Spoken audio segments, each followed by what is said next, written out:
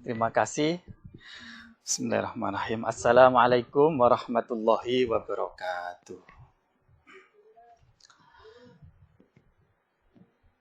Bismillahirrahmanirrahim. Alhamdulillahirabbil alamin wa bihi nasta'inu ala umuri dunya waddin. Asyhadu an la ilaha illallah wahdahu la syarikalah wa asyhadu anna sayyidana Muhammadan abduhu wa rasuluh. Allahumma shalli wa sallim wa barik ala sayyidina Muhammad wa ala alihi wa sahbihi ajma'in, amma ba'du, fala haula wala quwwata illa billah. Yang sama-sama kita hormati Bapak PLT Kepala Madrasah, Bapak Dr. Andes Juwaini MAG, wabil khusus sahabat saya Dr. Haji Muhajir SPD MI. Ini teman saya ini yang luar biasa. Berbanggalah Bapak Ibu semua yang punya sahabat, punya alumni seperti beliau. Alhamdulillah saya kenal dengan beliau akhir-akhir ini cukup lama dan cukup intens untuk menggodok kurikulum kita. Bapak Ibu sekalian, pertama-tama saya terima kasih kesempatan bisa bersilaturahim dengan Bapak Ibu semua yang luar biasa, para alumni, para guru mungkin, dan semuanya dari Madrasah Aliyah Negeri 3 Ngawi. Alhamdulillah saya dipertemukan dengan saudara-saudara, saudara seiman, saudara sebangsa, saudara sekemanusiaan. Jadi saya dengan Bapak Ibu semua adalah saudara. Karena saudara, pesan saya nanti kalau Bapak Ibu masuk surga, tolong dicari saya. Dicari saya dan saya diajak untuk sama-sama masuk surga sama bareng dengan jenengan semuanya. Bapak Ibu sekalian, tentu saya tidak mau itu hasanah ya, pokoknya saya diminta menyampaikan sesuatu, saya mohon untuk tidak merasa digurui oleh saya. Begini Bapak Ibu semuanya, ada 4 kondisi yang salah satu atau bisa bersamaan, bisa bergantian, itu selalu melekat pada kita semuanya. Ada 4 kondisi yang ini tidak pernah kita itu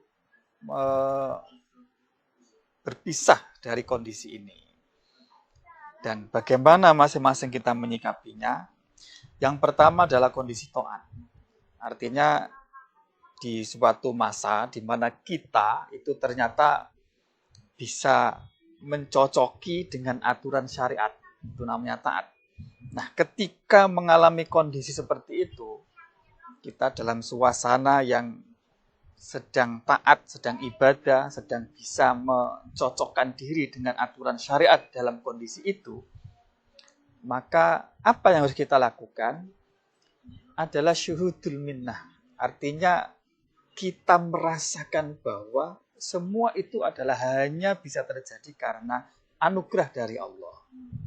Kita bisa sedang dalam kondisi taat atau melakukan ketaatan atau melakukan ibadah, itu semata-mata adalah anugerah Allah berupa hidayah, petunjuk. Kemudian taufik, diberikan kekuatan untuk melakukan ketaatan itu, dan kemudian diberi inayah, diberi kemudahan, pertolongan untuk melakukan itu. Nah, dengan perasaan seperti ini, maka kita insya Allah bisa terhindar dari ujub, riya atau sombong terhadap amal yang kita lakukan. Dengan demikian insya Allah amal kita bisa ikhlas dan pahalanya full, utuh. Yang pertama kondisi taat. Namun sebagai manusia kita kadang juga bisa terpeleset masuk dalam kondisi maksiat. Manusiawi lah. Kata pepatah, al-insanul makhanul khata' wan nisyan. Manusia itu tempat terjadinya kesalahan dan kelalaian. Nah, karena itu mungkin saja bisa terjadi kita melakukan maksiat. Nah, ketika kita terjebak, terpeleset dalam suatu kemaksiatan, masuknya dalam suatu kondisi di mana kita itu ternyata tidak sesuai atau tidak cocok dengan syariat yang semestinya menempel atau kita lakukan dalam kondisi itu, ternyata kita nggak bisa melakukan itu.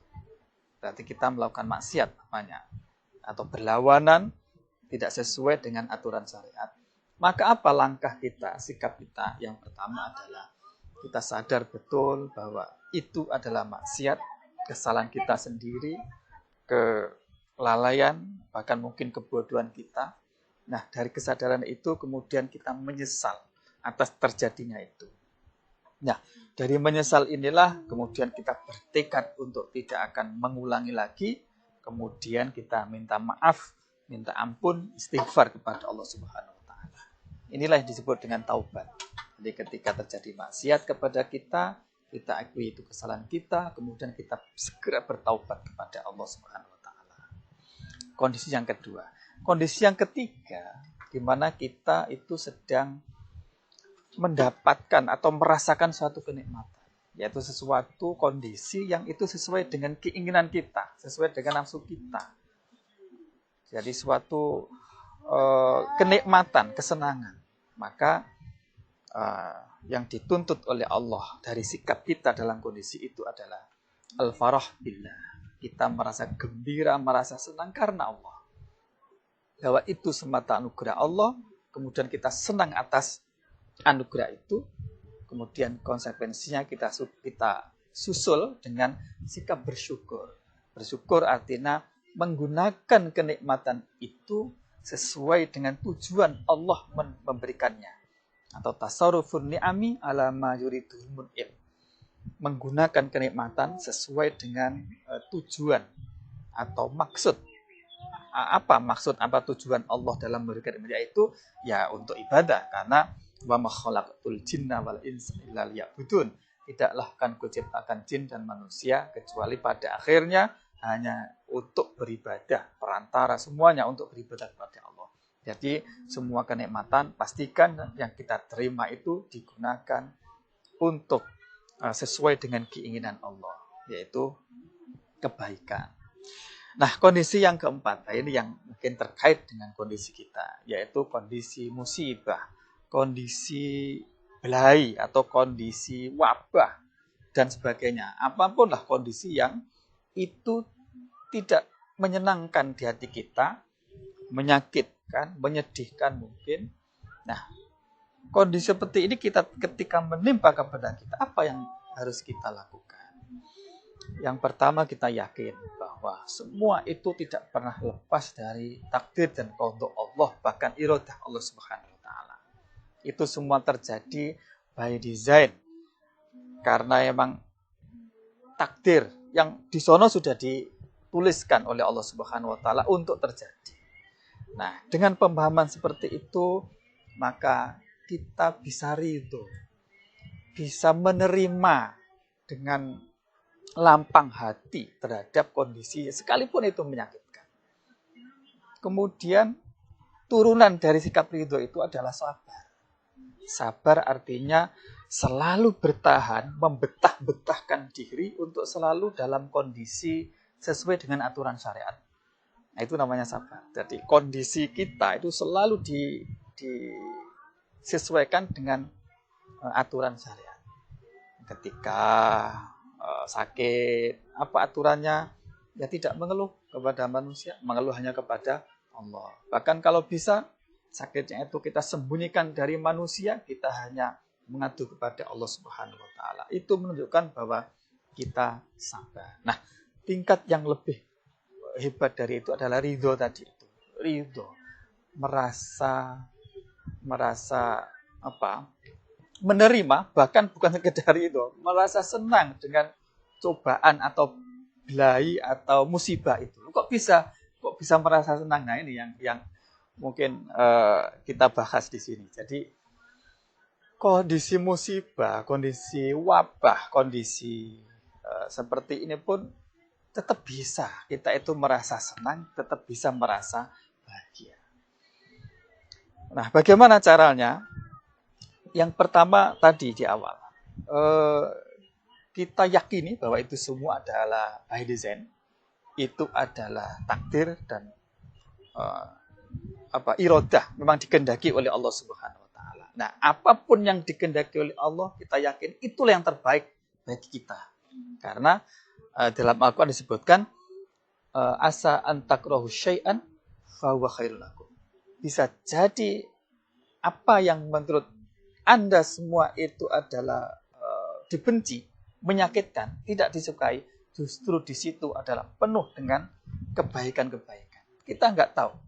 Yang pasti Allah itu apapun yang dikehendaki adalah baik bagi kita. Cuman kita kadang nggak sadar.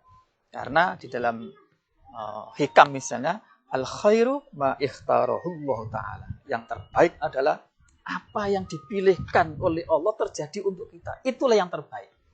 Nah, dengan meyakini seperti itu, maka kita muncul sikap yang namanya husnudzon. Selalu berbaik sangka kepada Allah Subhanahu wa taala bahwa apapun yang terjadi, yang kita alami sepahit apapun, itu tetap ada kebaikan di balik itu. Kebaikan yang mungkin disembunyikan oleh Allah, didesain oleh Allah untuk kita.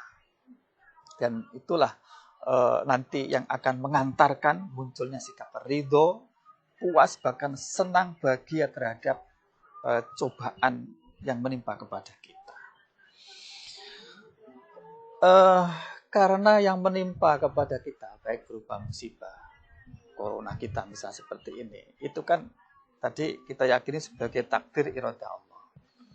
Kalau itu sebagai takdir, qadha dan iradah Allah, mbok kita tangisi, ya seperti itu. Nah, kita sedih kepada kondisi itu, ya tetap terjadi.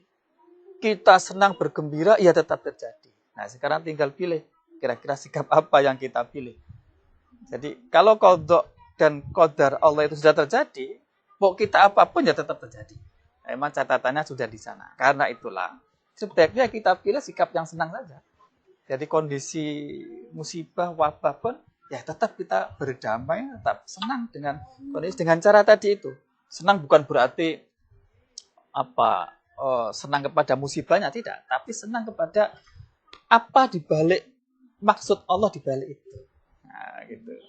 Karena di dalam musibah itu setidaknya ada beberapa hal, ada 3 yang terjadi. Yang pertama, dalam musibah apapun yang terjadi, itu menghapus dosa yang tidak bisa dihapus dengan cara lain. Nah, ini kehebatan. Jadi di dalam musibah itu, Allah menginginkan kadang menghapus dosa kita yang tidak bisa dihapus dengan cara lain. Dengan istighfar nggak bisa, dengan ini, itu, kebaikan nggak bisa. Bisanya itu hanya dengan diberikan musibah. Kadang bisa terjadi seperti itu. Yang kedua, dengan musibah atau wabah, itu sebetulnya Allah memberikan kesempatan kepada kita untuk mempraktekkan kesabaran. Nah, di balik kesabaran ada pahala yang tidak bisa dihitung. Kata dalam ayat itu kan Allah mengganjar orang yang sabar itu tidak terhitung, yang tahu hanya Allah Subhanahu wa taala. Dan itu hanya mungkin terjadi kalau kita mendapatkan musibah, kondisi yang tidak enak, kondisi yang tidak menyenangkan tadi itu, kita bisa menerapkan sabar yang sesungguhnya. Sekalipun sabar macam-macamnya banyak, yang ada 4 sabar alal ta'am dan sebagainya itu, tapi dalam kondisi musibah, dalam kondisi yang tidak enak, dalam kondisi wabah seperti ini, kita justru bisa mempraktekkan, melatih diri bagaimana menyikapi atau memanen pahala kesabaran. Kita jadikan sebagai ladang amal untuk memperbanyak amal melalui praktek kesabaran. Yang ketiga, di balik musibah itu ternyata Allah mengangkat derajat. Jadi kemungkinannya itu bisa terjadi, justru dengan musibah itulah Allah akan mengangkat derajat kita. Nah, sehingga Bapak Ibu sekalian, sahabat-sahabat semua, saya kira tidak ada alasan untuk kita membenci atau kepada kondisi seperti ini. Kondisi wabah COVID-19 ini itu sudah terjadi. Yang dituntut Allah kepada kita adalah kita menyikapi kondisi ini dengan sikap yang terbaik. Apa yang terbaik? Ya sikap yang sesuai dengan tuntunan syariah. Misalnya kalau pemerintah mengumumkan tidak boleh sholat Jum'ah, jamaah di masjid, ya kita turuti sebagai bagian dari melakukan syariat Allah yang dituangkan melalui pemerintah. Karena taat kepada pemerintah itu hukumnya juga wajib sepanjang perintah itu tidak untuk melakukan maksiat. Jadi kita taat kepada pemerintah itu juga ada unsur ibadahnya. Kemudian sikap terbaik misalnya kita menjaga diri, menjaga kesehatan diri untuk tidak tertular atau tidak menularkan kepada orang lain. Itu juga bagian dari ibadah. Diniatkan untuk hifdzun nafsi, menjaga jiwa raga, itu juga perintah agama, ibadah. Kemudian kita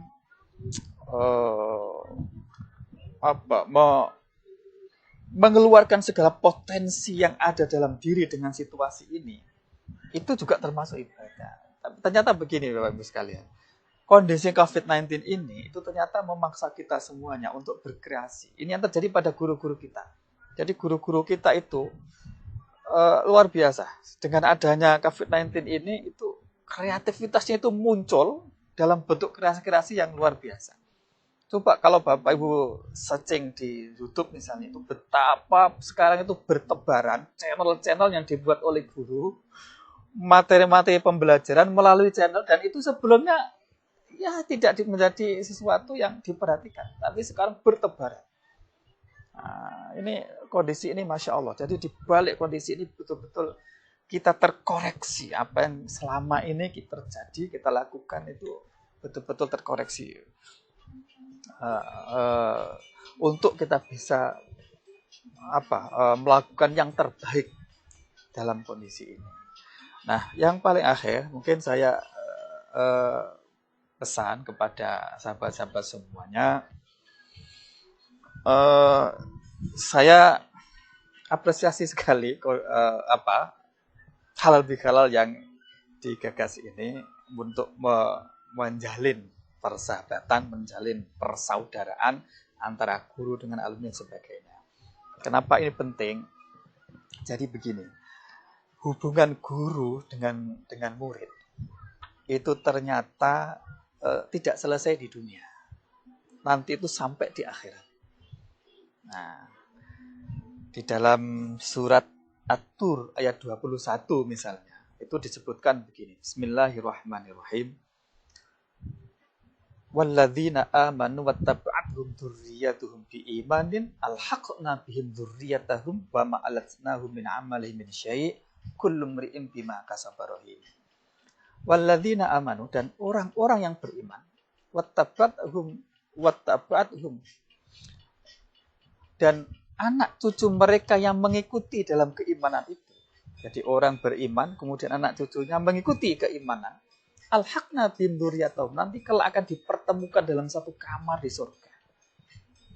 Nah, yang menarik dalam ayat ini, nanti tolong dicek di tafsirnya, tafsir As-Sawi, tafsir Ibnu Katsir atau Bari misalnya. Itu bahwa kata-kata dzurriyyah itu ada dua. Ada dzurriyyah bin nasab, yaitu anak cucu karena memang tunggal darah.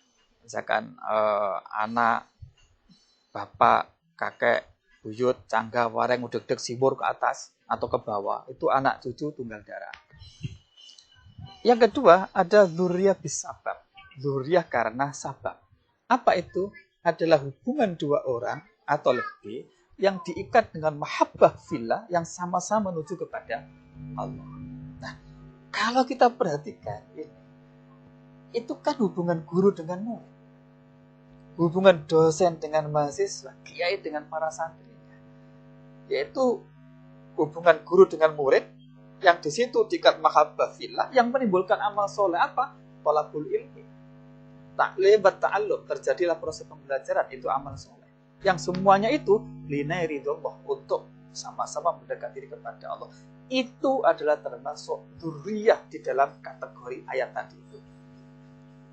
Artinya hubungan guru dengan murid itu termasuk dzurriyyah yang kelak nanti itu bisa saling membantu, bisa dipertemukan dalam satu kamar di surga. Bahkan menurut As-Sawi, hubungan guru dengan murid itu jauh lebih kuat kaitannya daripada dzurriyyah bin nasab.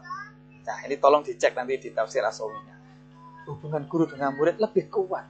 Nanti itu bisa membantu, saling membantu untuk sama-sama masuk surga. Ini artinya apa, Bapak Ibu semuanya? Bapak Ibu sebagai alumni yang mungkin waktu di Man3 punya guru-guru. Nah, guru-guru dengan Bapak Ibu semua ini bisa jadi nanti kelak itu bisa saling membantu, bisa kumpul dalam satu kamar di surga. Dan itu tidak harus dari guru ke muridnya, murid ke gurunya juga bisa jadi ACDC, jadi bisa bolak-balik. Tergantung mana yang amalnya itu lebih banyak, yang lebih dekat kepada Allah, itu bisa nolong kepada dzurriyyahnya tadi itu.